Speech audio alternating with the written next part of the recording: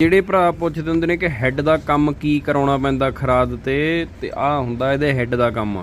ਇੱਕ ਤਾਂ ਇਹਦੀਆਂ ਬਾਲ ਗੈਡਾਂ ਹੁੰਦੀਆਂ ਨੇ ਕਿ ਹਾਂਜੀ ਜਿਹੜੀਆਂ ਨਵੀਆਂ ਲਵਾਉਣੀਆਂ ਨੇ, ਤੇ ਦੂਜਾ ਨੰਬਰ ਕੜੇ ਚੈੱਕ ਕਰਾਉਣੇ ਨੇ ਕਿ ਹਾਂਜੀ ਕੜਾ ਆਪਣਾ ਓਕੇ ਆ। ਜੇ ਤਾਂ ਓਕੇ ਆ ਤਾਂ ਠੀਕ ਆ, ਜੇ ਨਹੀਂ ਓਕੇ ਤਾਂ ਇਹਨੂੰ ਕਢਾ ਕੇ ਨਵਾਂ ਲਵਾ ਦਿਓ। ਕਰਾਉਣੇ ਆ ਫਿਰ ਇਹਦੀਆਂ ਓਕੇ ਰਿਪੋਰਟਾਂ, ਭਾਫਾਂ ਬੰਦ ਕਰਨਾ, ਫਿਰ ਇਹ ਫੁੱਲ ਮੋਟਰਸਾਈਕਲ ਤਿਆਰ ਰੀਸਟੋਰ ਕਰਦੇ ਆ ਫਿੱਟ। ਕੰਮ ਸ਼ੌਂਕ ਨਾਲ ਹੁੰਦੇ ਨੇ, ਸ਼ੌਂਕ ਨਾਲ। ਇਹ ਨਹੀਂ ਹੁੰਦਾ ਕਿ ਹਾਂਜੀ ਪੈਸੇ ਬਣਾਉਣ ਦੇ ਚੱਕਰ 'ਚ ਅਗਲੇ ਨੂੰ ਹਿੰਮਤ ਨਾ ਕਰਕੇ ਉੱਦਾਂ ਹੀ ਜਿੱਦਾਂ ਹੈਗਾ ਫਿੱਟ ਤੋਰ ਦਿਓ। ਕਰਦੇ ਆ ਫਿਰ ਇਹਦੀਆਂ ਓਕੇ